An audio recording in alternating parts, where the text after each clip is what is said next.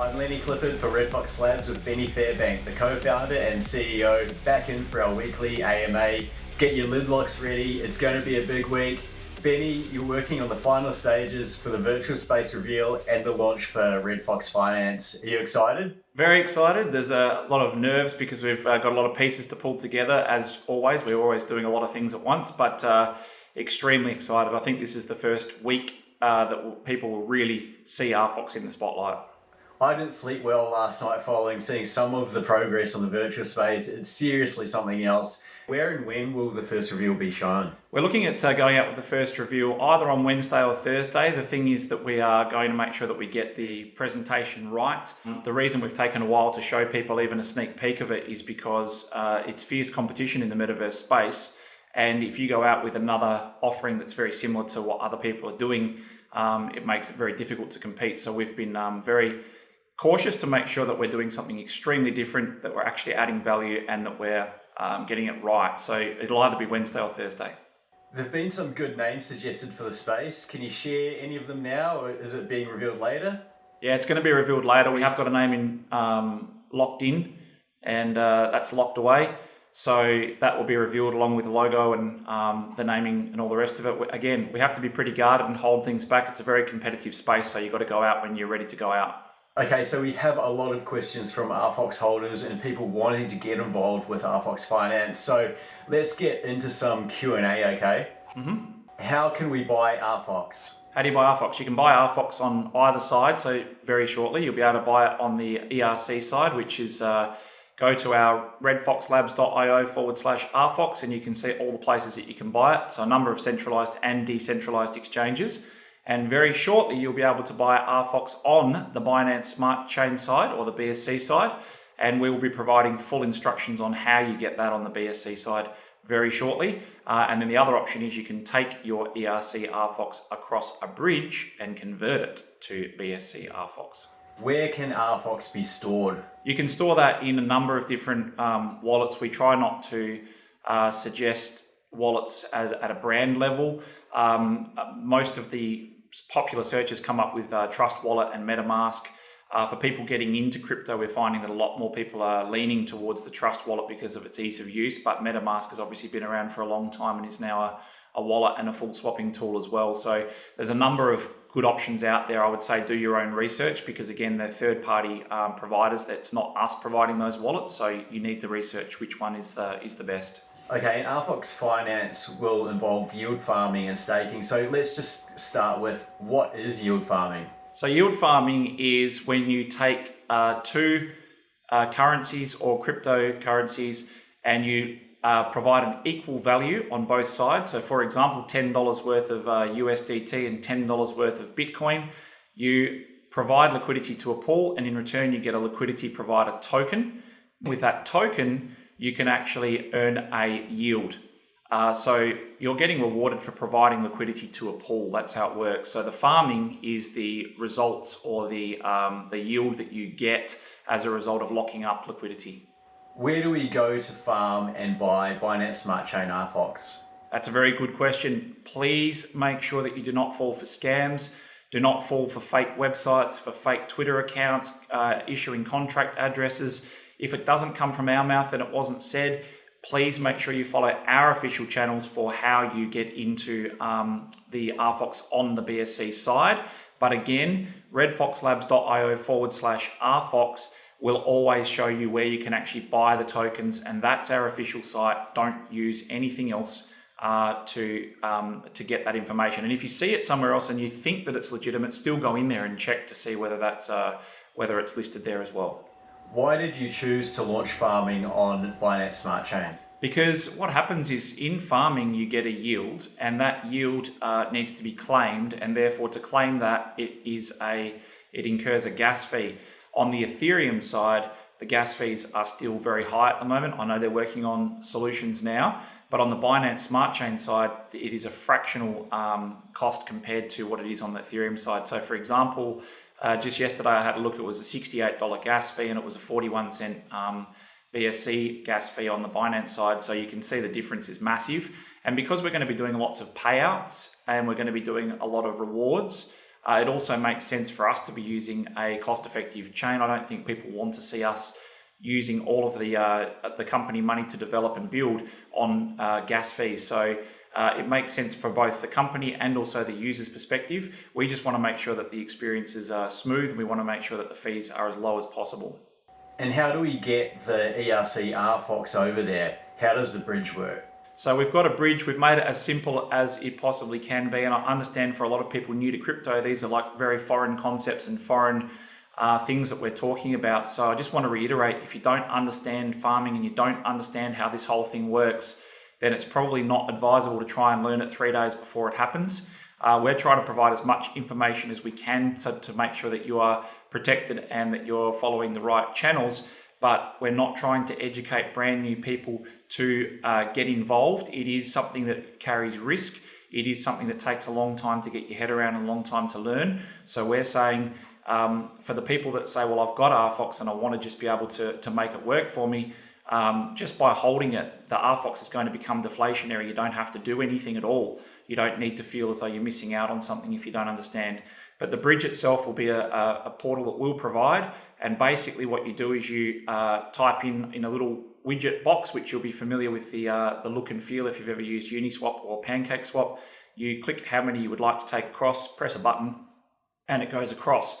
Once it goes across, and your RFOX is on the Binance Smart Chain side, the one thing to remember is it works the same way as Ethereum works, in that Binance Coin, BNB, is the currency that is used to transact in gas fees.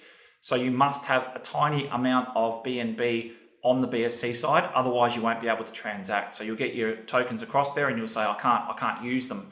So you must have a tiny amount of BNB to be able to transact in the BSC or Binance Smart Chain side of things. How do we buy Binance Smart Chain RFOX or VFOX? Yeah, so we'll be using a variation of PancakeSwap, and we're working with some partners over that side as well to make it more accessible. But essentially, the Binance Smart Chain side have tools very similar to what Uniswap have, and they have swapping tools. So there will be a swapping tool, and you'll be able to go in there and you'll be able to use RFOX to buy VFOX. People have asked, well, can I use BNB or any other Binance token to buy RFOX or VFOX? It is possible that there will be hops, and a hop means that you might use BNB. It'll convert it into RFOX in the background, then convert it into VFOX, so that you don't have to worry about that type of stuff. But ultimately, the simple answer to that is there will be a swapping tool, and you'll be able to use VFOX, RFOX, and a number of other currencies to be able to transact. And can you explain what impermanent loss is? Yeah, well, it's a very, again, I'd say do your own research, but effectively the easiest way to explain it, and I'm not very technically gifted, so I'll give you the explanation that probably a lot of viewers would want to hear. Basically, the way it works is you're putting in an equal value of tokens on both sides. So let's just say that we've got $10 worth of USDT and $10 worth of Bitcoin. Now, that then, as a liquidity provider, I've provided a liquidity pool, or I've contributed to one. So if someone comes along and says, I want to buy some Bitcoin, and they buy Bitcoin from that pool and take Bitcoin out, they'll use USDT to buy that, meaning that the USDT amount goes up in the pool and the Bitcoin amount goes down in the pool. So impermanent loss is when you've actually suffered a decrease in your holdings. So as stated there, let's say someone bought $2 worth of Bitcoin with USDT, there would now be effectively, for simple math purposes, there'd be $12 worth of USDT in the pool and $8 worth of Bitcoin. So if I go to take my money out, I've lost some Bitcoin. So they call that impermanent loss. And the reason it's called impermanent loss is if you keep your tokens in there for a longer period of time, it is presumed that with market fluctuations, there may be a point where you can sort of take out what you put in, but that's not always the case. People generally go into liquidity pools to earn fees. Okay, and what about a rug pull? How can that happen? Yeah, rug pull unfortunately has become popular vernacular. A rug pull is when a dev or contract owner is able to drain the liquidity from the pool, meaning that you've put money in. Because with an LP, a lot of things one thing people don't understand is I put money in a pool and I get an LP token, that belongs to me. I can issue that to somebody else to stake or earn passive rewards or income. But generally, I'm locking that up in somebody else's contract. But wherever someone has backdoor access or access to a contract that they can then withdraw or liquidate funds from, leaving the pool empty, that is called a rug pull, and you are left with nothing. What are the payouts? So the payouts, we're going to do them retrospectively quarterly.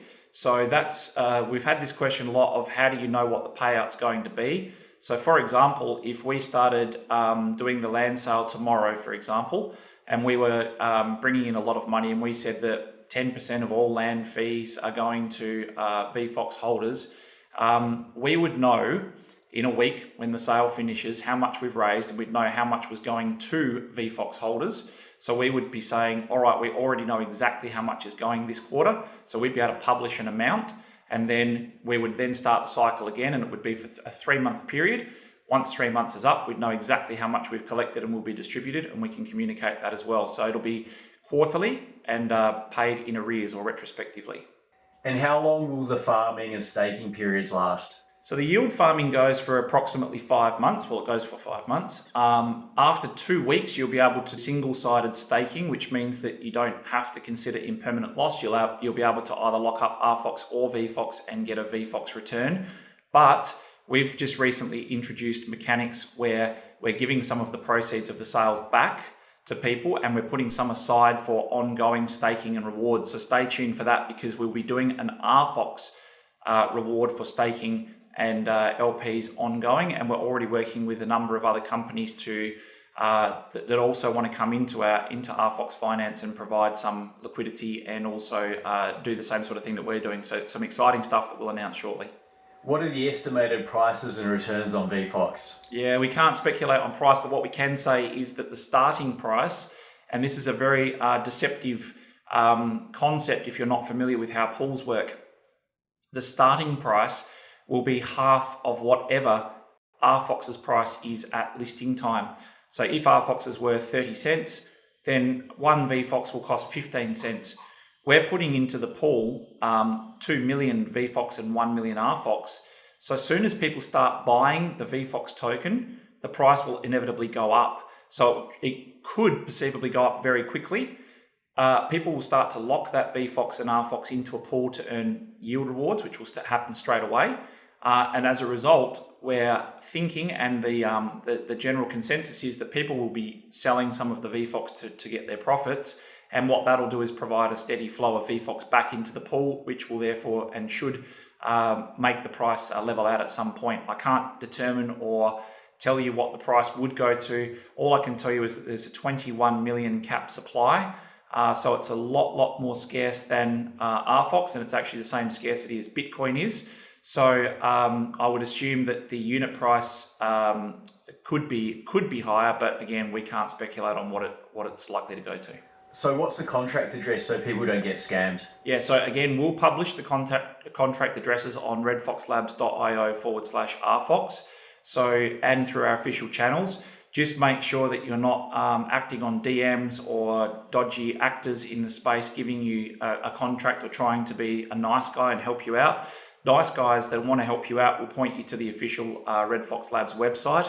So just make sure that you are going to redfoxlabs.io and not another redfoxlabs.com or something like that. Make sure it is redfoxlabs.io/RFOX and only get the contract addresses from the official site. Can we bring RFOX back to ERC, and will you need to? You can. You can bring it both ways. It's a two-way bridge, and as stated, our longer term aspirations is to be multi-chain. So there is the potential for us to be able to use these bridges to go to a number of different chains. You may want to bring it back for a number of reasons. You might want to buy something on the ETH side. You might want to participate in something on the ETH side. And our ventures and the products and partners that we work with may have different requirements and may have different needs. And therefore there will always be a demand for things on different chains. So we don't have a crystal ball that foresees exactly what percentages will sit on what chain, but we can say that we don't burn the bridges and we make sure that they're always a two-way street. What's the difference between RFOX ERC and Binance Smart Chain? Why are there two tokens? A lot of people have asked, are you creating a new token that we have to migrate to or something like that? No. So different chains use different technologies, and therefore to make our token usable across those different chains with those different technologies, we have to change the state of the token. So how we do that is we effectively, for those who don't know how the bridges work, we lock up RFOX on the ERC side in a contract, and we release RFOX on the BSC side, so that the balance is always, and the maximum supply is always still going to be 2 billion, but you just decide which side it's on based on your request. So send it on the ERC side, it gets locked into contract, released on the BSC side. If you then send it back, it gets locked in a BSC contract and released on the ERC side. So they're just two different technologies. Same amount of tokens will always exist, and they will be usable on different chains. All right, so do we need to do anything? You don't need to do anything at all. If you do not want to participate in the farming and staking, do nothing. Just leave your tokens in your wallet, and the overall supply will start to decrease as we burn. Because as stated, when we provide the initial liquidity, all the tokens that we get as a reward automatically get converted back to RFOX and burned. So the supply will be decreasing. If you want to be involved in the farming and staking, you either have to move your existing RFOX or some of them across the bridge to BSC side, or just go across to the BSC side and buy some. That's the other way you can do it. Okay, so that's some solid Q&A there to cover what's coming up. I've been getting prepared for farming and staking, and there's a few articles I still need to read on the RedFOX Labs website to get me up to speed. If you do need any more info, you can head to the news and resources section of the website, and you'll find a lot of solid info there supporting the upcoming launches. Okay, so that's it for now, guys. Please keep a lookout for the announcements on farming and the first reveal of the virtual space coming really soon. We're keen to hear your questions and comments, so feel free to leave them below. Ben, what's that you're always saying on Twitter? I'm always saying, tweeting, don't blink. This week I've transitioned into second gear, which is buckle up. So I would say don't blink and buckle up this week. Okay, so with that in mind, don't blink and maybe strap yourself in when you get to see that first reveal. I think you might fall off your chair. Have a good one, guys. Back to the war room, Benny. See ya.